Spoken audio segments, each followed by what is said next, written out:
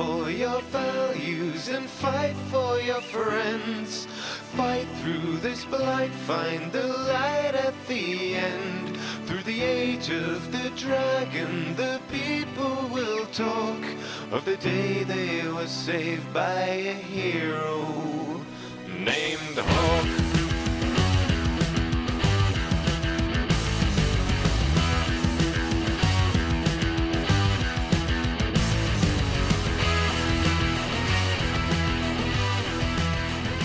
You're listening to Reignite, a podcast about your increased radicalization.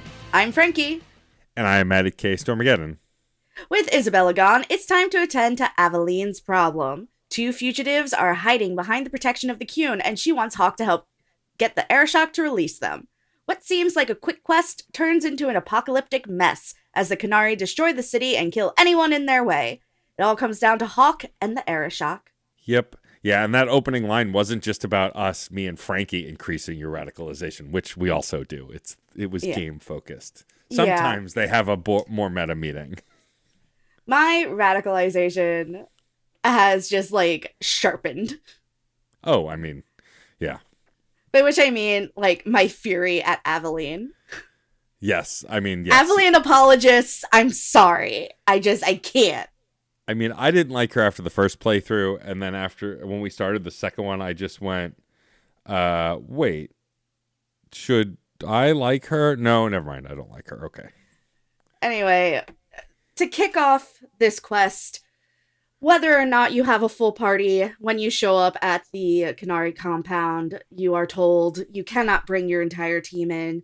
You can only go in with Aveline and a small number of her guards, which, honestly, I felt like she should have left them behind and let me bring in Varric and Anders. That would have been more effective. Yeah, her guards are proven useless 9 times out of 10, so I don't know why we agreed to this. So, this is the official no point, this is the official no point. There is no point. I mean, yes. This is the official point of no return for this act. And she marches up to this 7-foot-tall, horned dragon man, ready for a fight. Yeah. I can't. If I could facepalmed as Hawke, I would have. My favorite is Aveline launches immediately into Arishok, I need to talk to you. And he basically, shoves his hand in her face and is like, shut up, I need to talk to Hawke. Yeah. Which, on one hand, feels a little sexist, but on the other hand, I get it because it's Not Aveline. Sexist for me because we're both femme presenting. Fair. As a guy presenting, at least in this game, to another guy, it did feel a little sexist. I can see that. For me, it felt more like, I do not care about you. You're not the guy for me. It is this one. Yeah. Your feelings don't care. Yeah. Hawke's my guy. This is the only person in this stupid city that I can trust. Yeah, basically. And so we're there because 2 elves have joined the Arishoks, joined the Qun. They are fugitives. They had killed city guards. We don't know the whole backstory yet, which we're about to get, but Aveline is here to bring them to justice for the murders they've committed.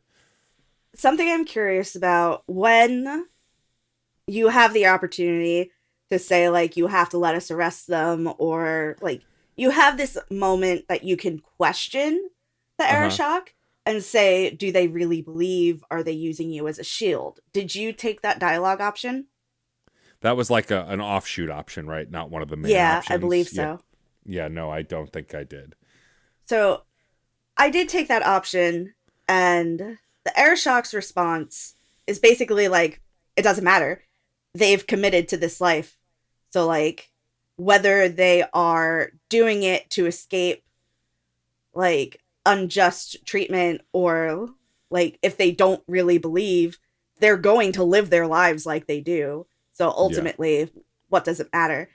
But it was something that I was really curious about. If a religious or a philosophical order offers you protection, do they have a right to demand your commitment in return? Can they shape your commitment?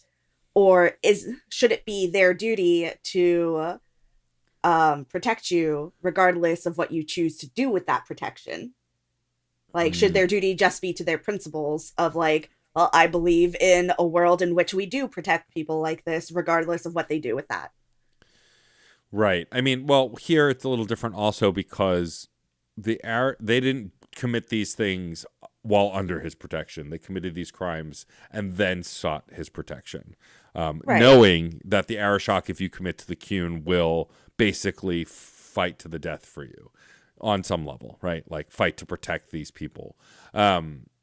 And so I think there's this interesting dynamic here where their crimes are irrelevant. And at this point, we don't know the details of their crimes. We're about to find out. We just know that they killed, I think, 2 or several city guards. But again, the Arishok doesn't care what the reason is. What I'm curious about is I don't even know. I mean, I imagine the Arishok does know what they did, but I guess it doesn't matter either way. He does. Okay. Yeah. I was just feeling very thoughtful about it because this came up in a book that I read recently, Running Close to the Wind. One of the characters is offered protection from a monastic order, but in exchange, he had to take a vow to abstain from something of the abbot's choosing.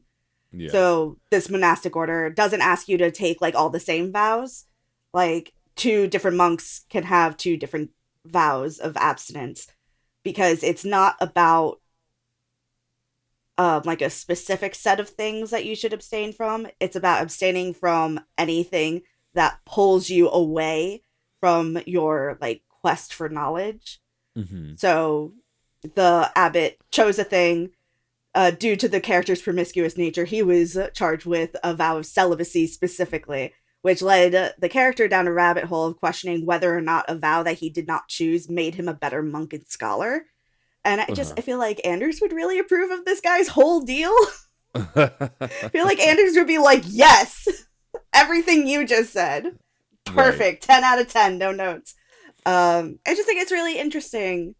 Like when we get involved in a religious or a philosophical order, what about it do we take? Like, what about it do we keep? And what about it do we put away? And does putting something away make us less devout? No. I mean, that's an easy answer. No, absolutely not. Yeah. I get angry all the time when I can only speak to my experience. I'm told by certain sects, the word difficult, certain parts of the Jewish community that I'm not Jewish enough. Typically, it's not just the Orthodoxy, but Hasids specifically, like very much look down on people who, and I'm generalizing, and I know you could be Hasidic and not feel this way. I'm generalizing to kind of make my point of my experience growing up, but look down on people who don't follow Judaism to the T, keeping kosher, how we treat women, all of that stuff. And I just, I'm more progressive. The conservative movement within Judaism is very different from the conservative movement within politics. The conservative movement within Judaism, there's more equality, there's more understanding, there's a broader definition of what it is to mean to be Jewish and how you engage with it. But even I feel you're not a bad Jew if you don't do those things. First of all, there's a lot of talk of forgiveness and understanding and meeting where you live. It also happens to help that my father-in-law is a rabbi, so I've had a lot of FaceTime of experience talking about this kind of stuff. But yeah, I mean, ultimately, Judaism prides itself in its connection to the spirituality being like God will always be there for you, whether you believe in them or not, doesn't matter. They believe in you, right? It's this idea that they'll always be there, whether you come back to them later, you don't, whatever, right? Their existence doesn't change. What they do for you and all the Jewish people doesn't change based on your actions. You have free will. So, yeah. Yeah, I agree with you. I think that you were very fortunate in that you were raised by people who gave you a certain amount of flexibility with beliefs. Mm-hmm. Like, they wanted you to know about it, but I feel, and you can correct me if I'm wrong, but I feel like there was never any shaming of you. No, I mean, but there were rules, certain holiday observations, stuff like that. I was forced to not, like, I had to observe. I didn't have an option. Whereas an adult now, I make my own choices, and I mostly choose to observe a lot of that stuff. But like fasting on Yom Kippur or not eating leavened bread during Passover, things like that. There was no choice growing up. I had to do it because it's what my parents did. But once I was in high school and early college, they were like, "You'll do what you want to do." Yeah. And I know when we lived together for many years, there were some years we did follow the holidays. There were some years we didn't. Whatever it was, it would depend. It was case by case. So, like, but yes, you're right. Broadly, I was given the freedom to kind of make my own choices. My parents obviously didn't expect me to only date Jewish people. Like, I did have that freedom. The irony of ending up with a Jewish woman after all of that. But yeah, I did have a lot. Right. I had more free. You're right, though, in your observation that I had more freedoms than others. But there were even still rules then that I was. But I wasn't forced to observe them because they were the law and no reason. It was because you're in our house, you'll follow our rules. And when you're on your own, you can make your own choices, which I thought was a healthy way of handling it. And also, it kind of makes sense for, like, the family to do things together because it helps you to contextualize why you do things. Right. Just growing up, raised as a terrible Catholic as I was, there was a lot of contradiction and no consistency and just a lot of, like, dogmatic, like, you have to do it this way or else. Yeah, from my limited experience with it, it was a lot of, these are our rules, and so you have to follow them. Well, why? Because they are. Yeah. Not so much because it's core to the beliefs of this religion or our experience or our family. It was more, this is what we do on Christmas, so that's why we do it. Yeah. Kind of a thing. Shout out to when my dad tried to get my mom to stop me from moving in with you. And my mom said, "You do realize that they were at our wedding, yes?" Yeah. They know too much. Yeah, right, exactly. Anyway, thank you for engaging that conversation with me. Sure. Yeah, I just, it made me think. But like I said, the Arishok's response to this is that it doesn't matter to him if they're using him as a shield or not. They have made the commitment, and he's going to honor his side of it. And I think that's important too. I agree. The Arishok calls upon our previous acts. I think we both refused to hide the abuses of zealots when the bodies were cut up. Yep. We refused to burn the bodies. Yes, correct. And then when we meet these dangerous fugitives, this is where I become really pissed at Aveline. Same. Because she never tells us what they were accused of. Right. It isn't until we talk to the Arishok that the full story comes out that I think it was their sisters, were attacked and taken and assaulted. Yeah. They were brothers, and it was their sister. Their sister. Yeah. A city guard forced himself on their sister, and they tried to report it, but nobody was listening. So they took it into their own hands, and they killed him. And Aveline says that doesn't excuse murder, but doesn't that contextualize it? Yeah, it's not about excusing the murder. It's about the fact that they were trying to protect their family, and they weren't getting the protection of the city guard, which is promised even to the elves of the alienage. They are part of the city. And I can understand, like, there is a murder and you must investigate, but why is the murder of this guard so much more important to you than the rape that he committed? Why didn't you do anything about it sooner if they tried to report it? Why didn't you investigate? This is, in essence, Aveline's fault. Correct. Because she's in charge. And even if it's not directly her fault, it's indirectly her fault because she's in charge. Yeah. She says, there have been rumors, I will investigate. Will you? Or are you just saying that because my eyes are on you now? Yeah, it feels like the same kind of excuses that we have called to attention in real life from, say, certain law enforcement organizations where they are confronted with the mistakes of their past and their best excuse is, I'll look into it. There's no accountability.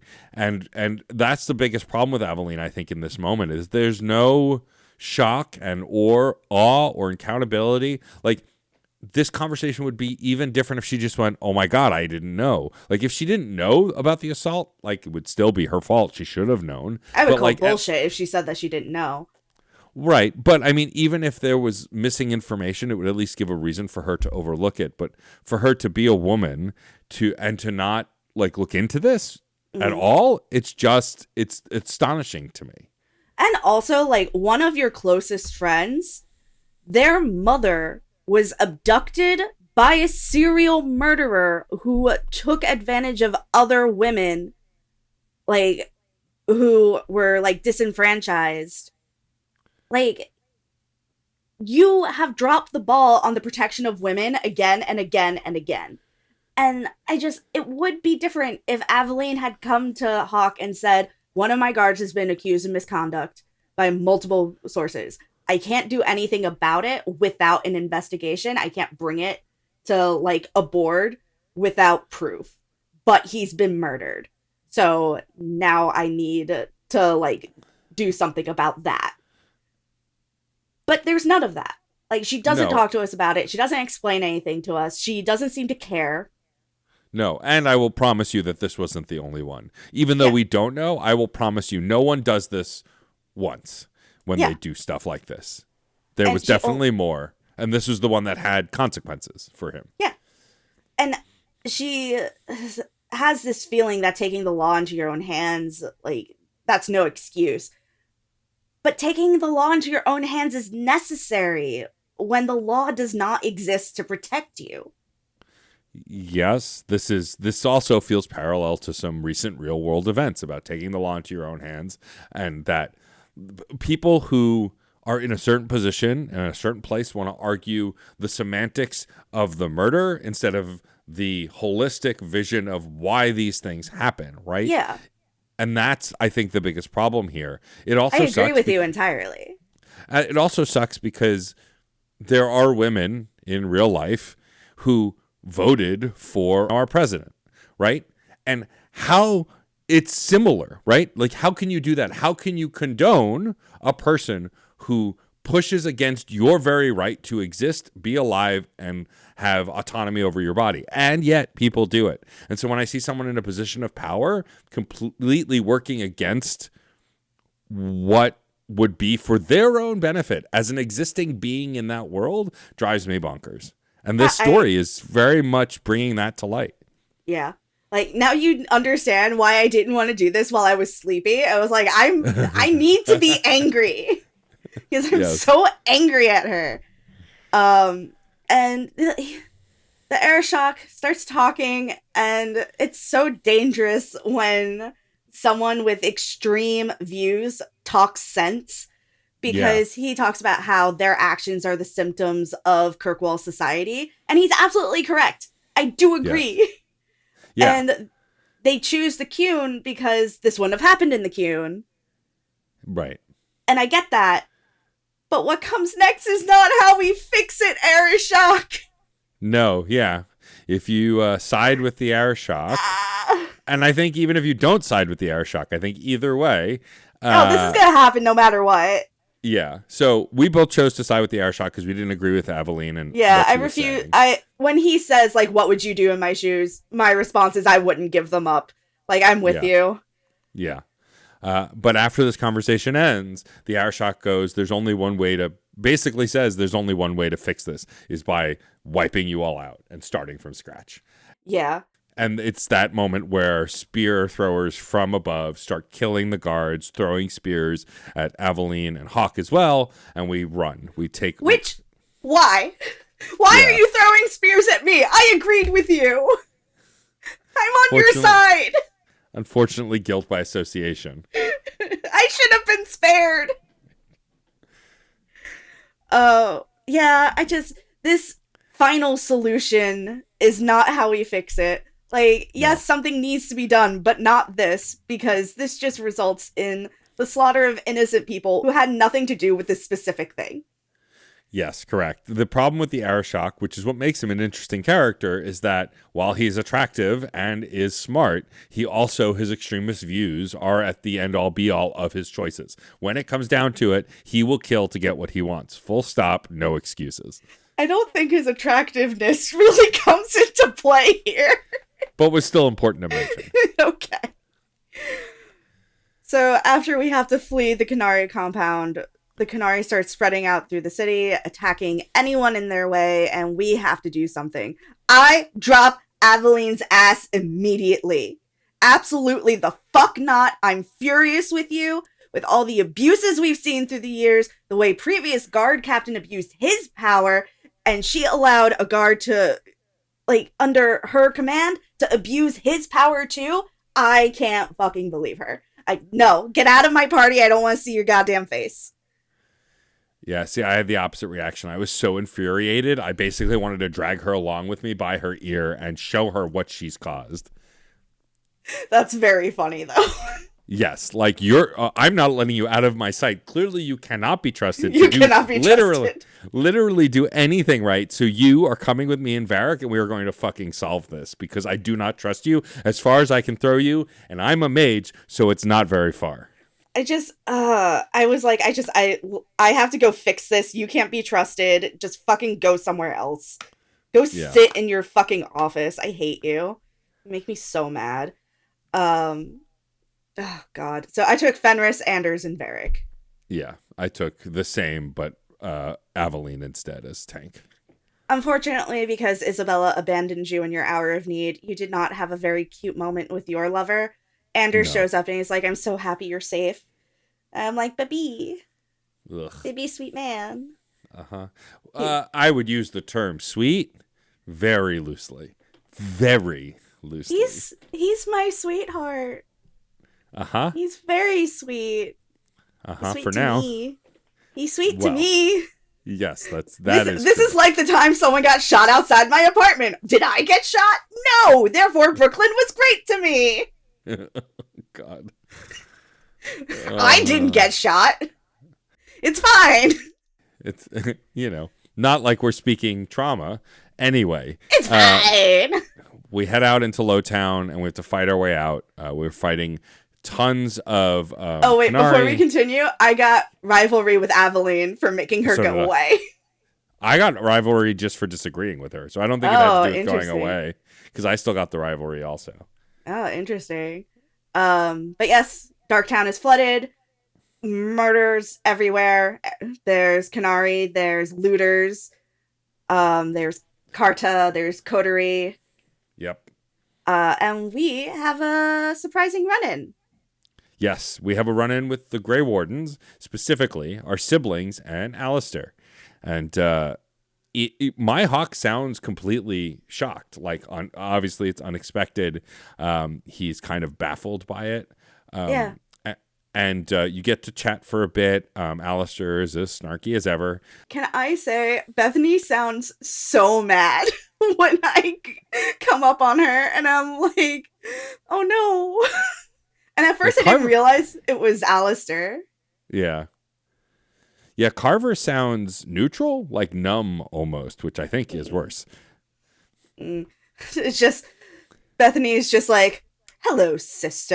And I'm like, oh no. Oh no. I tried to talk to Bethany about our mother. Same. The wardens helped them hold awake. And Bethany says that she was glad that I was there. Yeah. And then Alistair gives us a trinket to help us. Yes.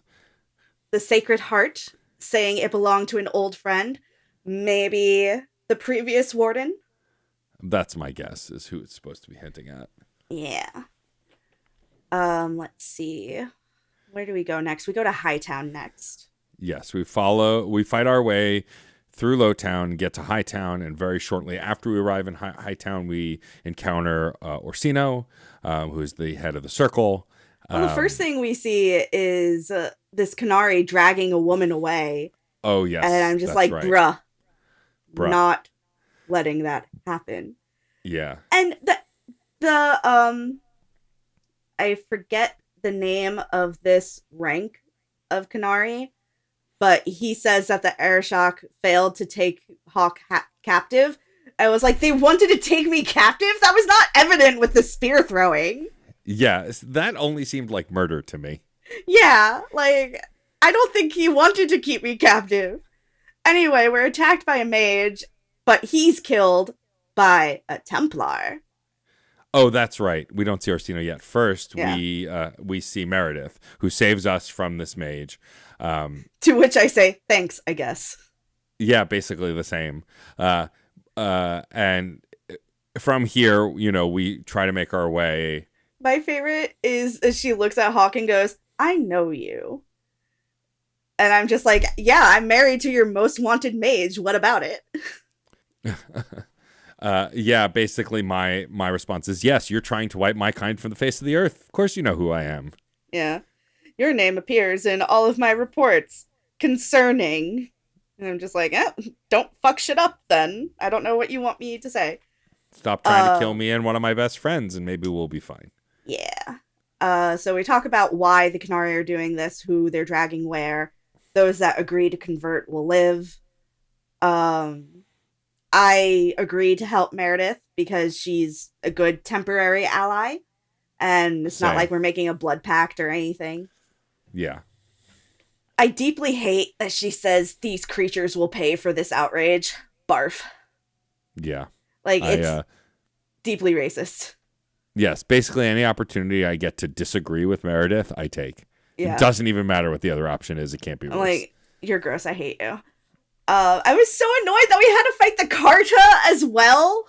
Yeah, like it's not bad enough. Like, the Carta are fighting the qunari. We should be temporary allies. We should not be fighting each other. Yeah. How Stop dare taking you? advantage. Yeah, I know. And then we meet Orsino. Oh, buddy. Yes. Orsino, you good? Yeah. And this is where we're presented with a temporary alliance. Although, of course, Orsino and Meredith are immediately at each other's throats. Immediately fighting. Orsino accuses Meredith of using the tragedy to uplift herself and to make herself important. Yeah, and basically you have the option to tell them both to shut up and go, look, we need a plan, and clearly both of you are useless. So I, as always, will figure this out. Yeah, like, there's a challenge of, like, who will lead, Orsino or Meredith. I'm just like, I'll do it because you're both annoying. Yeah. Shut up. So we get to the keep, and there's this qunari squad guarding the entrance. Orsino pushes for a distraction, and Meredith pushes for a straight-up attack. I prefer distraction because I'm a sneaky little guy. I prefer distraction because I don't want to run into a bunch of spears and blades. I'm a mage. I'm squishy. That's fair. I'm a sneaky little guy, so I'm like, a distraction sounds great, Orsino. So I do love his cocky little have confidence, Knight Commander. Even though he did communicate with a serial murderer and gave him books on necromancy and made it possible for him to murder my mom, Orsino. Yeah, things are complicated. Orsino. He is very brave, though. He just marches right up to them and incinerates half the squad by himself. Yeah, he is a powerful and impressive mage. Yeah. So he draws them away so we can rush in without raising the alarm. And when we walk into the Viscount's throne room, all the nobles are all yelling, and the Arishok is standing on the stairs above them. He's cutting a very intimidating figure. And he tosses the Viscount's head into the middle of the room. Dramatic. Unnecessary. Yeah, very dramatic and unnecessary. I do like, though, for a graphics moment, is like when the head stops moving, the face droops like a limp face would, and like it's impressive even at this time to do that graphically. So like I thought worth mentioning. But of course, after this happens, one of the other nobles immediately starts to act out and raise his voice, and then one of the other qunari in the room walks up behind him and snaps his neck. Outrageous. Yeah. And like, Arishok is speaking truth to the ruling class. He's saying things that I agree with. I'm like, but not this, okay? Yeah. That yeah. Anyway, so yes, and so that he basically makes it clear that you have almost no choice and basically have to do what he says. When we arrive, we get to talk to him, and it's when we are, the two of us, because of the actions we've taken previously, are deemed a basilit, right? Or Basilit on, which is a term of respect. It is clear that Viscount's dead. It's clear that the Arishok respects us and has always respected us for our actions. but it doesn't matter. I'm so sorry. I just had a terrible mental image. Of. And my terrible mental image was our Kirkwall's okayest dad shirt with the head of Viscount Dumois. I mean, it sends a message. I don't think legally we can use the actual image of the head. Either, but still, that's where my head is. Anyway, I'm sorry about that. If someone wanted to do an artist's rendering of the decapitated Viscount. It blocked out everything else in my brain. Yeah. But yes, we are determined to be Basilit An, a worthy rival. We're worthy of respect. The Arishok does say, like, what would you have me do? Like, the relic is gone. What am I supposed to do? And I say, like, I'll get it back for you. And he's like, no. Yeah. He's like, he says the same thing to me, like, I don't have the relic. What would you have me do? And I was like, well, it's gone. It's clearly not here. You can just leave. And he basically says you are a bad liar. He but basically also, calls me out. Isabela comes back. She does. She gives him the book.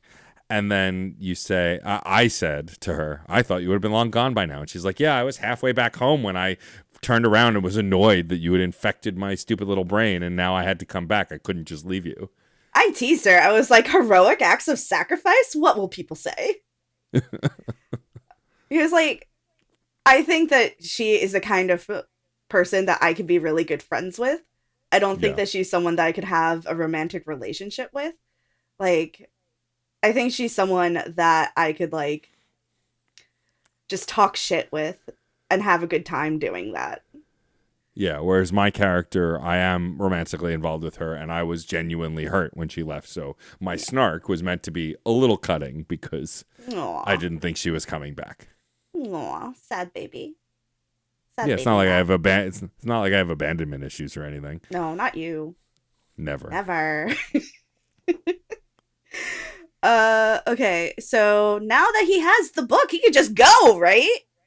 Yeah, we say you could just leave. You have what you want. And he's like, no. He's like, yes, you're correct, as long as we take the thief with us. And I'm like, I'm sorry, who? Who are we talking about? What'd you say? Yeah, that's going to be a no for me, dog. Yeah, basically, I also refuse and say, no, you're not taking my girlfriend. She just came back. She is not leaving. And so the Arishok, because he respects us so much, says the only way to settle this is in single combat and asks if we will do it. Bro, I do not envy you having to do this single combat as a mage. It wasn't too bad. Yeah. So, I mean, I have my dog with me, so Otis That's had my true. back. And I basically ran around him shooting fireballs and dropping lightning spells. Also, remember, my two most powerful spells are giant targeted AoE spells, my Firestorm and my So Lightning you don't Storm. have to, like, aim at him. You just have to drop it. Correct. I drop both of those in the same area, run around that area, and throw fireballs when I can. Yeah. And I had to drink a lot of potions, though. I did have to drink quite a few potions. But, see, playing this previously, maybe I've just become a better gamer. Is that possible? I mean, maybe. Playing this previously, trying to do this fight, absolute nightmare. Could not do it to save my life. I'm, like, sobbing. I'm like, please just die. Please stop killing me. Just like, please, I have used up all of my potions. I had 60 when this started. Please just die. Yeah, I thought I was going to die, but I did pretty well. Having Otis with me was helpful because he would keep running in and distracting him momentarily. So I did all right. Yeah, I did much better this time around. None of the previous trauma came around. I got him. I snuck up. I did some stabbing. I ran away. I drank a potion. I came back. I did some stabbing. Yeah. So it worked out and it was okay. I keep thinking about how, because I'm way more familiar with the combat in Inquisition, just because I played it more recently than this game, I am curious how that's going to shake out when we pick our classes in that game, because it will matter less. It was important for one of us to be a mage in this, not required, but it made a huge difference, whereas in the next two games, it still has an effect on the story, but not as big as it does in this one. Yeah. But yeah, so we win because of course we did because we're awesome. And because the game and the podcast will not continue if we don't. And the Arishok with his dying breath basically say that we've cursed everything and we're the worst and terrible. Yeah. Oh, and also one day we shall return. Yeah. And then the rest of the qunari just leave. They don't say anything. Fucking weirdos. They just go. The boss died. They have the book and go, all right, I guess we got to go. And then Meredith runs in and it's already over. Yeah. It's like, I'm here to help. Oh no, I'm too late. She's so mad. So mad. She's so mad that we just handled it without her. Yep. But we are then deemed Kirkwall's new champion. Yep. This is where the title comes from, the champion of Kirkwall. Meredith. And then it cuts back to Varric and Cassandra. Cassandra basically agog and saying that this was way more romantic than I thought it was. Like the like it sounds like a fairy tale. Right. It's this romanticization. The romanticization of the story is like, this is not like how I read any of it happening. There's so much more detail. And like, you can hear in her voice, she's coming around. It's so funny for me knowing Cassandra like I do in game 3. Like I hear some of that I love a romance story in her tone, right? Like she likes a good story. More on that when we get to the next game. She likes a bodice ripper. Yeah, and so, but she is clearly invested now. Varric has her wrapped around his finger as far as invested in the narrative, and basically says, Varric does, though, at that point go, well, like, okay, I will tell you the rest of the story, but what do I get out of this, right? Like, how do I know that you won't just kill me once I'm done telling you? And she basically promises him that if she gives her the information she needs, she will spare him and let him go. Right. Which, okay, Cassandra. Yeah, let him go, finger quotes. We'll see how how well that goes. Yeah. So Hawke becomes champion of Kirkwall. The nobles all owe Hawke their lives, and they are basically the most important person in the city except for Knight Commander Meredith, who is basically like substitute Viscount. Yeah, basically installed herself as the new temporary Viscount until one can be elected. But as we find out shortly after the start of Act 3, she has denied every Viscount candidate since she took power. Yeah. And it has been 3 years now since what happened. There's another time jump. Yeah. It's funny. I forget how long this game takes because the time jumps are done in these little intro scenes that Varric paints the picture of. Yeah. And like, we don't that happens in the later games, but not on the same scale. Like time passes, but not these large swaths of years like in this game. This is the only game in the series to do these large of time skips. I would say that Origins, Inquisition, and Veilguard take place over the course of months. Yeah. Whereas Dragon Age 2 is unique in that it takes place over the course of about 10 years. Yeah. And I think also they are trying to add weight to the narrative because they can't actually have a game at a length that would feel like 10 years. Mm-hmm. You know, a game where like that's, 50 or 60 or 70 hours like other RPGs are. This was a shorter game. It was rushed development. And so they wanted to add weight to the decisions and moments, even if you don't get to see them all play out because there are these time skips. So as we settle into the scene, Orsino is giving a speech to disparage Meredith because we find out that she's opposing the efforts to replace the Viscount. Meredith comes in, accuses Orsino of treason, but it is literally not her job to police the city. I said, like, if the city doesn't want her, they will say so, not intending it to be like, hey, everybody's fine with the status quo. I thought it was more of a like, well, let's ask the people what they want. Yeah. But that wasn't what it turned out to be. So, womp womp. That wasn't the actual response. So I side with Orsino because Meredith's whole, that is for me to decide, is dictator bullshit. Yeah, I also side with Orsino just generally because even though he is not perfect, he is not trying to eradicate me and everyone like me. And so, therefore, easy choice. Yeah. And then Althena walks in And like my basically breeds everyone like children, which is her superpower. and like on the one hand, I do kind of like how she puts Meredith in her place, Yes. but she is just maintaining the status quo.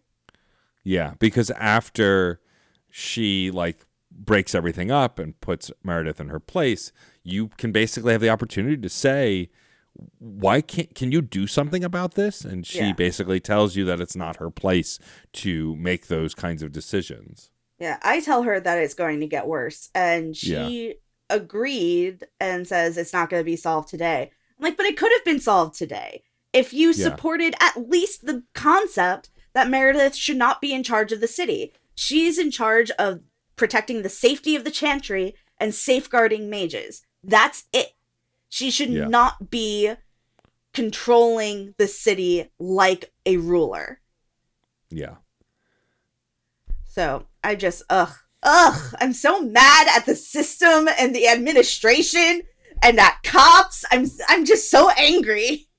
Yeah. I mean, that's where this game was headed, but it couldn't possibly get any worse. So I think we'll be all right. Oh my god.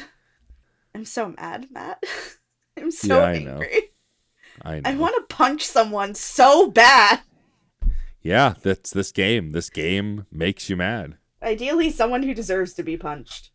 But this is why I like this game so much more than the other entries. The jury's still out on Valgard. I like it. I don't know where it lands in the pantheon of Dragon Age games, but I'll make that choice, and maybe I will make us in the series finale of Dragon Age rank the games. We'll see, because I like ranking things. But that said, this is still one of my favorites because of this kind of visceral The most reaction. autistic thing you've ever said. I've never claimed not to be. I'm sorry. It was like, that was so autistic of you.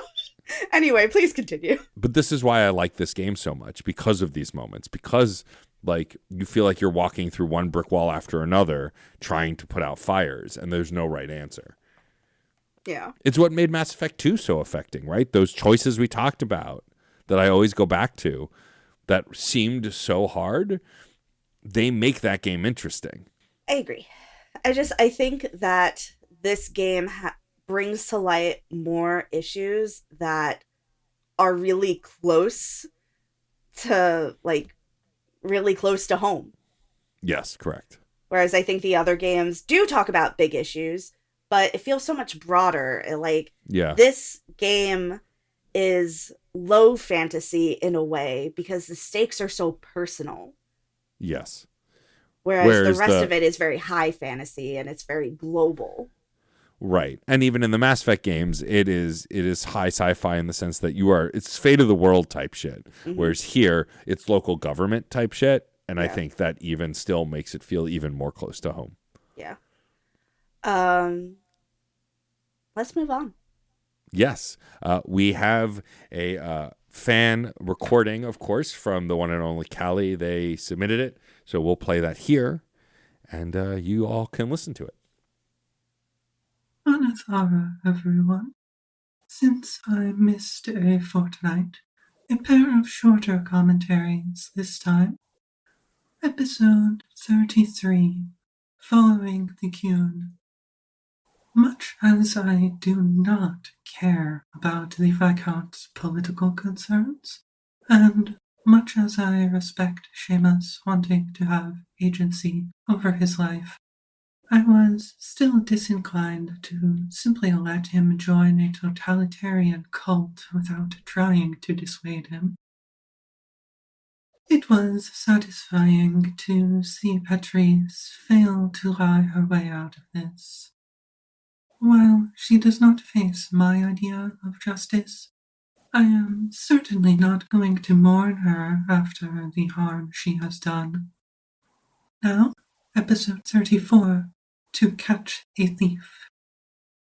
Annoying that even when asking for my help and trying to hint that finding this book could help with the qunari situation, Isabela still lies badly about how much she knows about the book.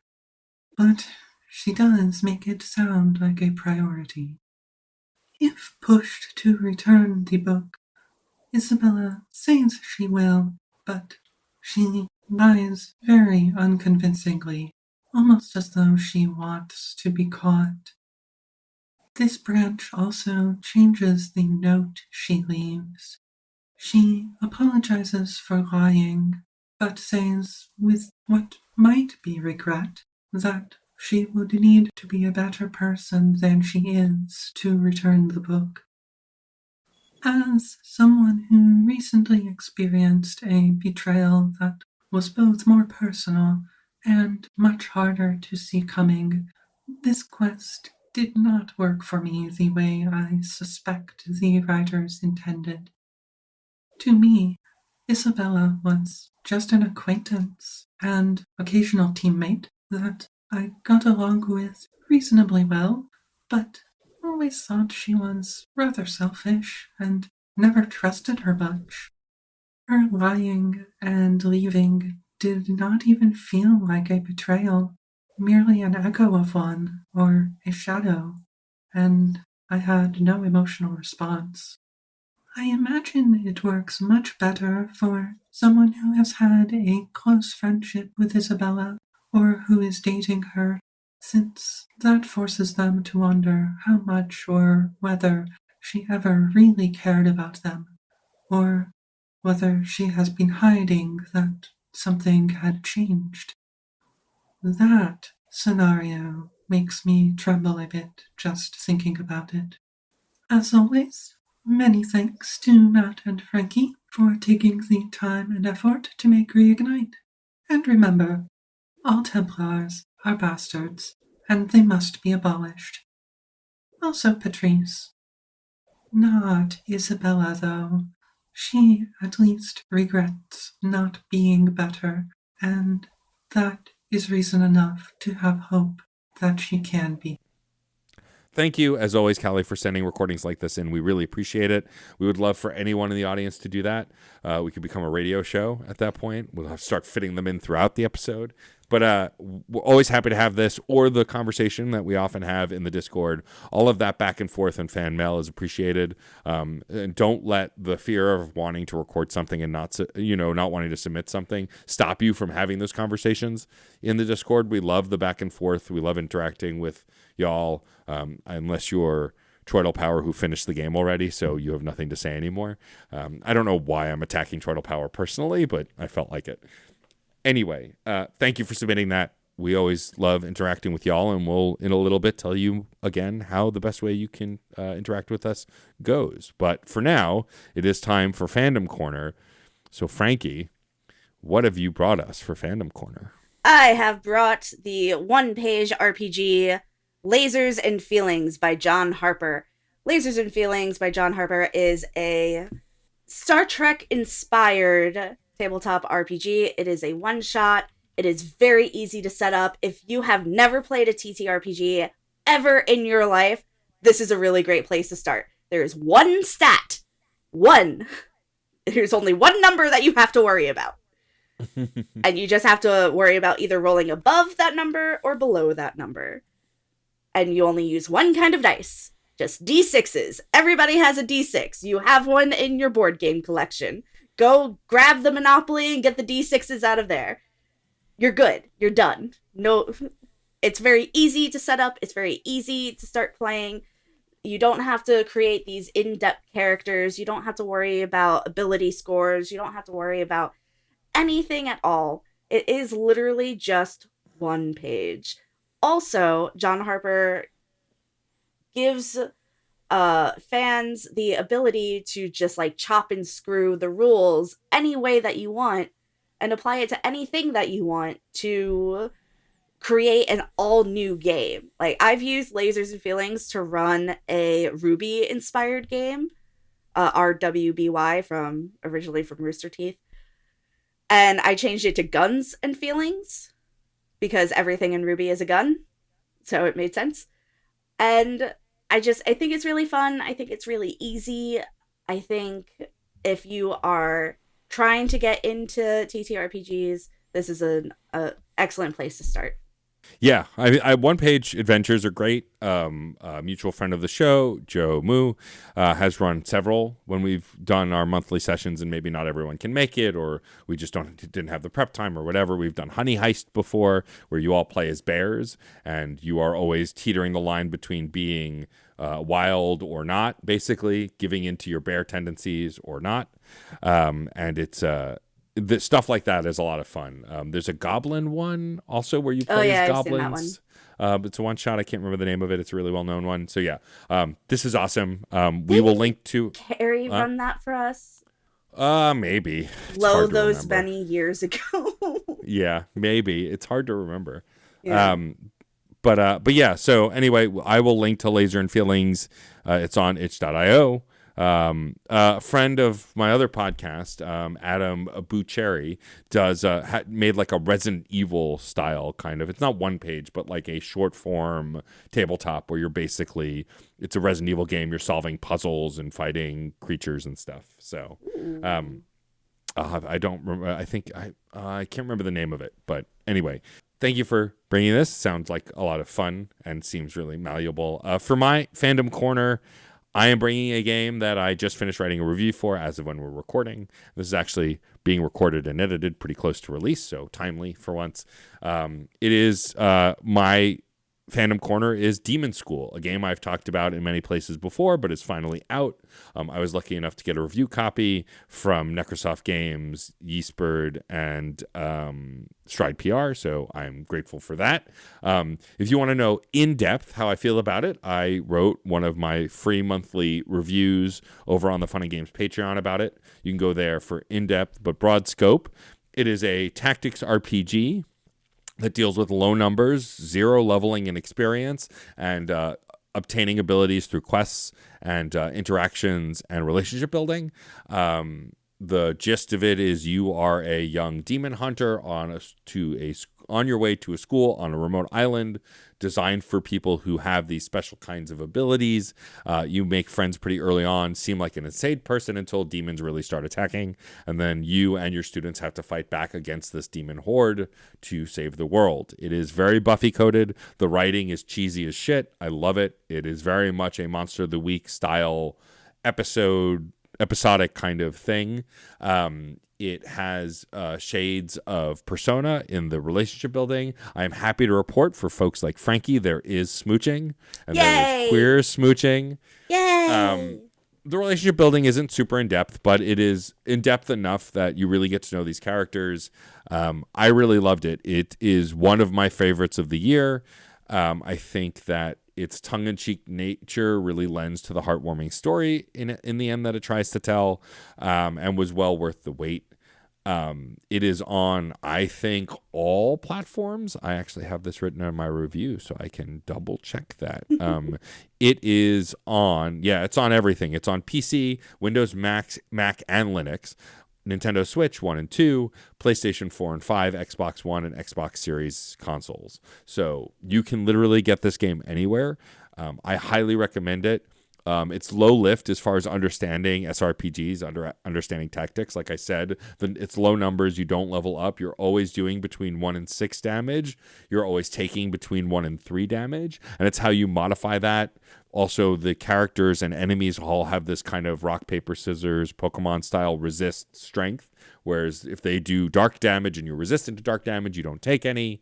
And healing also low numbers. Like, it's all done really well to make this a good starting point if you've never played a tactics RPG before. And I think it has some of the best storytelling. It also has a ton of accessibility features. Like, you can turn off most damage. You can modify the game and experience, like, the battle system to make it a little easier. And I always appreciate that kind of stuff too.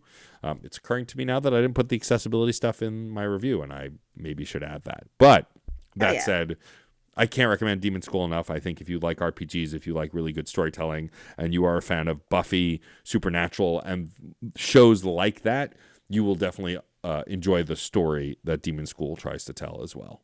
Cool. All right.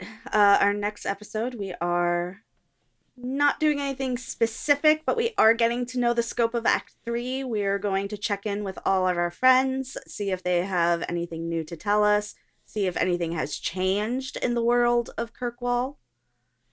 Yeah, this is a good opportunity. I don't think there are any side quests lingering from Act 2. I think they all kind of go, like, hit the bricks when Act 2 ends. But if you do have any leftover quests that aren't like the DLC stuff, you can clean those up. We are going to basically have quests to check in with all of our companions, so you can go do that. Because I think they're just small conversations, sort of like they were at the beginning of Act 2. Yeah. But they should be in your quest log as well for each companion. So go check in with them and just kind of get a feel for how the city's changed. And then we will hit, after the holidays, hit hard with what Act 3 will look like and what we will be covering. Yeah. This is where shit really goes down. Not that shit hasn't gone down yet, but like it'll get worse for those who are playing for the first time. I promise you. It will get so much worse. Yes. But thanks for taking this ride with us, and we will see you in the new year, I think. Our next episode will air in the new year. Sounds right. If you like what you heard here, you can follow us on social media.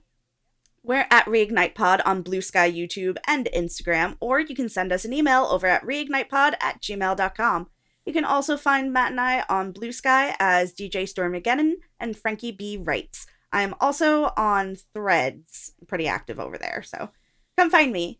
You can rate and review and subscribe to this podcast on your podcatcher of choice. If you happen to not be a subscribed listener and this is your first episode, as always, we think that's very weird, but we're happy to have you and would love for you to subscribe.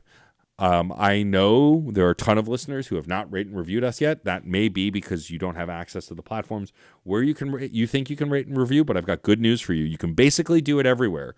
We're basically done promoting Spotify because they choose to run ICE ads and send data to ICE, and fuck that. So, but there are plenty of other great places where you can rate and review us, Pocket Casts, Overcast, iTunes, or Apple Podcasts, whatever they're calling it these days. Tons of places. So please rate and review on your platforms so we can get more people to join us in this conversation and hang with the pod. What a way to date yourself by calling it iTunes. Yeah, I know. It doesn't even exist anymore. When was the last time it was called iTunes? A very long time ago.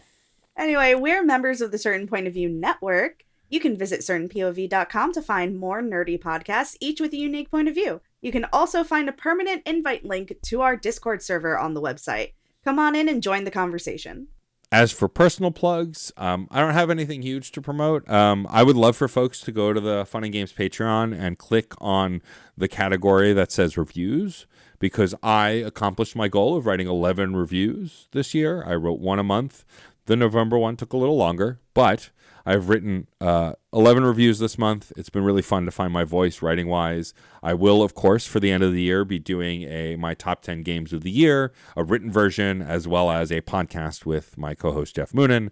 And so you can expect that late December, early January. Our year in review episode usually airs that first week of January. So the post and article will go up around the same time. But I'm really proud of the strides I've made with writing this year. I feel confident doing it. I look forward to doing it, which is not a thing that I ever had before. So it's nice to be there. Also, you can still buy the SNES map book, Volume 3. My blurb about Super Mario RPG will be in there. I am currently working on and have already submitted for future books within that series. So you can look forward to that hopefully next year. I think that's it for me. As for me, you can check me out over at frankiebwrites.com. There you can hire me for podcasting, writing, crafting services, kick me a couple of dollars for a coffee, send me a message, or you can check out my blog, which I have not written in. Whoops. Hopefully in the new year I can change all of that. But yeah, frankiebwrites.com. Go check it out. We, of course, want to thank Case Aiken for developing some really awesome t-shirt designs for us that you can find over at certainpov.com, or go to directly to the Teespring website for Certain POV. Of course, also thank you to Case for designing each individual episode's show art. I know I can be picky with what I want, what images I want used, but I appreciate your flexibility. That reminds me, I have to download the images that I took this time. I actually took screenshots this time. What? I know, I remembered. We'd also like to say thank you to Miracle of Sound for our theme music. If you've been enjoying it, then you should head over to miracleofsound.rocks and check out Gavin Dunn's other music and merch. Do it. Gavin does some awesome stuff. A lot of video game related stuff. Definitely worth listening to. We also want to thank Red Spinks for our Dragon Age inspired logo. To see more of his work, you can go to Chaos Does Art on Instagram. And lastly, thank you for listening. I'm Frankie. And I am at AK Stormageddon. And remember, all cops are bastards. Fight for your values and fight for your friends. Fight through this fight, find the light at the end. Through the age of the dragon, the people will talk of the day they were saved by a hero named Hawke. Hawke, Hawke, Hawke, Hawke.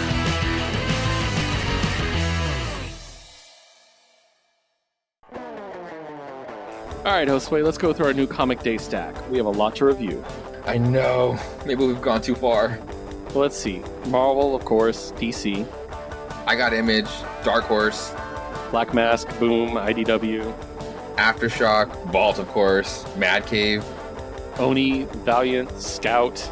Magma, Behemoth. Wow, that's a lot. Well, all we need now is a name for our show. We need a name for our show about reviewing comic books every week. Something clever, but not too clever. Like a pun? It's kind of cheesy. Yeah, it's something that seems funny at first, but we might regret later on as an impulsive decision a few dozen episodes in. Yeah, we'll think of something.